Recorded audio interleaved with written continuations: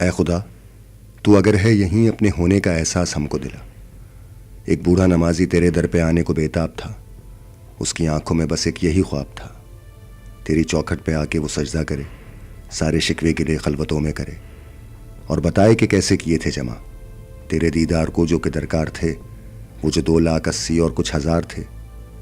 کر رہا تھا دعائیں کئی سال سے، نام نکلے گا اس کے خورا اس دفعہ۔ پر اب وہ حیران ہے، کچھ پریشان ہے، فلاحی حکومت کا فرمان ہے، وہ جو ہوتا تھا پہلے وہ احسان تھا، اس سے قومی خزانے کو نقصان تھا۔ سو وہ خرچہ ہمیں اب گوارا نہیں، سبسڈی کیسے دیں اب گزارا نہیں، اور ویسے بھی حج تم پہ واجب نہیں، تم نمازیں پڑھو وہ ابھی مفت ہیں، چاہے روزہ رکھو یا پھر صدقہ کرو، یہ ہے ساری عبادت تمہارے لیے۔ سن کے بوڑھا نمازی بڑے دکھ میں ہے، سوچتا ہے دعائیں کہاں کھو گئیں، کیوں وہ پہنچی نہیں، خواب اس کا جو تھا گمشدہ ہو گیا، اس کا اپنا خدا لاپتہ ہو گیا۔